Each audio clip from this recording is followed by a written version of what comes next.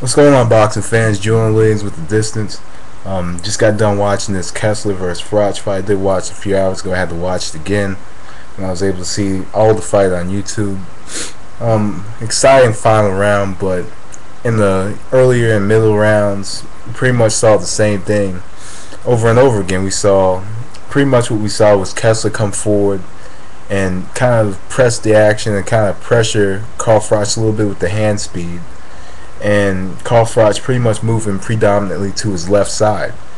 But anyway, onto the matchup. First round gave to Carl Froch, but it was a round. It was kind of a feeling out round for Kessler. I did predict Froch to win the fight, by the way. But anyway, I gave the first round to Carl Froch. He's pretty much using his left jab, and and really with Carl Froch, he's just putting the left jab out there. Kessler, didn't really capitalize on anything in the round. Like I said, it was a feeling out round. I gave it to Froch. Round 2, 3, and 4, I gave to Kessler. I gave those rounds to Kessler because Kessler continued to come forward, using the hand speed, pressing the action, and he kept making Froch kind of move back, and he kind of kept his range, kept a certain distance from Froch, so that Froch couldn't land any power shots.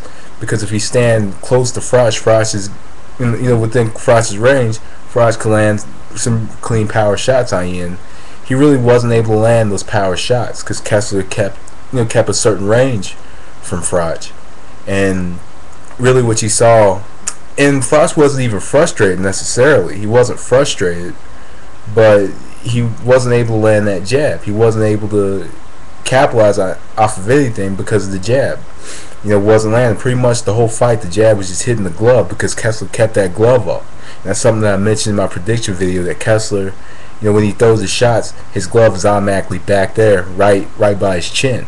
And Froch, kept trying to come forward and land that, and kept trying. It was throwing the left up jab, and moved around the ring, continued throwing that left up jab, and sometimes he would kind of throw shots from out of range, and they would either graze Kessler or they wouldn't land. So I gave rounds 2 through 4. I gave him the Kessler.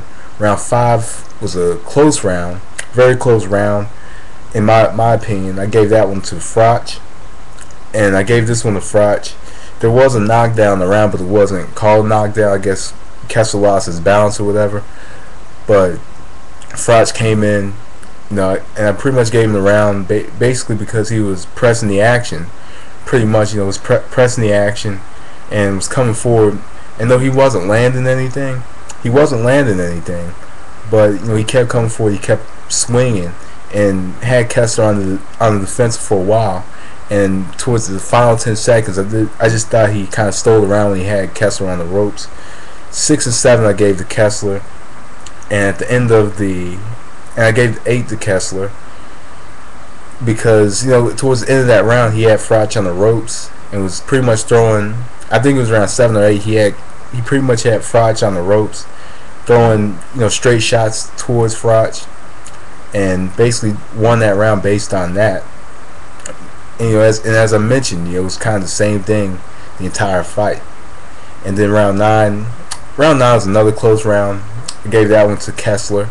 Gave round 9 to Kessler. It was another round where it was the same thing. Kessler coming forward, throwing straight shots. Froch kind of moving back and side to side, and really not able to get any shots off. 10 I gave to Froch. And I believe it was either round 9 or 10 when Kessler started to get blood on his right eye. He started to get his left eye. Excuse me. He started to get blood on his left eye, and Froch started to do a little bit more and started to pour it on a little bit more in round 10 and 11. I gave round 10 and 11 to Froch because basically he was pretty much trying to press the action again, and so I gave those rounds to Froch. So now in my book, though, I have 4 rounds for Froch, and I have about 6, 7 for Kessler so far. So the final round, on my card, Kessler's already winning the fight. Basically based on his work rate, based on his activity level. So round 12 comes, and I believe that round 12 is perhaps one of the best rounds this year. I had maybe my round of the year so far. It was a really good round. Both men putting it all out on the line. Carl Froch coming in and coming forward, landing some pretty decent shots. But the problem was, even though both these men were landing at will and landing some very good shots, both men were tired. They were tired as hell. And I guess Kessler was tired probably because the activity level that he was fighting from. He was pretty much was that activity level, and pretty much he had to have that activity level to keep Froch off of him and keep his range against Froch. So he pretty much, he more than likely would have been drained in the final round. Froch, as we saw in the Taylor fight, continues to come forward, and continues to press. So in this round, round 11, these are the only 2 rounds that Kessler was really within Froch's range. And Froch came in round 12 and pretty much was trying to get the knockout. Similar fashion to the fight with Taylor back April 24th of last. Actually, it was the same weekend. Now that I think about it, it's either this weekend or the last week, April 17th, whatever. But he was basically went in. He tried to get this, big knockout towards the end of the fight, and both men were laying it out on the line. In this last round, both men were cut, both men were swinging, but they both were swinging for the fences, but they both were tired. You could tell looking in that final round that they both were extremely tired. They were drained, sapped, whatever words you use. Kessler and Froch, both of them laid it out on the line. It's probably one of my rounds of the year, other than that Escalante fight back in, I believe, February. It was another fight with a couple good rounds, but this was a really good round. I scored it 10-10. Though a lot of people would give that round to Froch, I scored it 10-10 because both of them they both were aggressive. They got the same amount of shot. They basically got the same amount of shots off, and both men were landing at will. Scored it 10-10. So really, I have it 9 rounds 5. Or actually 8 rounds. No, 7 rounds to 4. 1 round tied. That's how I have it. And now we're gonna see Carl Froch. And other than that, we have a new WBC super middleweight champion, and Mikkel Kessler has that championship again. Because he had it years ago. Sorry about that.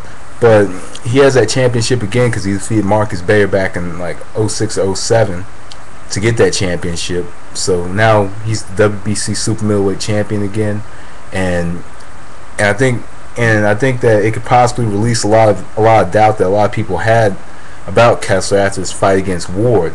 So now this victory for Ward looks much better than ever now than it did before, because now Froch was an undefeated fighter. Some people were actually picking him to possibly be a top fighter in this tournament.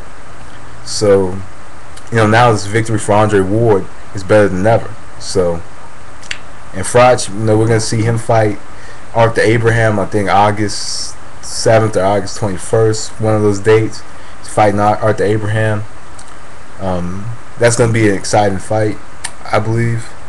But I just think that Kessler did a very good job in this fight, keeping Carl Froch out of range. That's really what he did in this fight. He kept Carl Froch out of range, and he took, what he did. He took the jab away, somewhat, and when you take the jab away and you keep your range, it takes Carl Froch's main punch away, which is that right uppercut. Took away the right uppercut. He was trying to land that right uppercut out of range, couldn't land it. It was pretty much kind of shut down Carl Froch. And Kessler fighting now in green. Next round, don't know when the date's going to be. But anyway, good fight for Kessler. Decent showing for Froch. But Kessler fought the perfect fight. Very disciplined fight, if you ask me. But anyway, that was the distance. Thanks for watching. I'll be back later. Peace.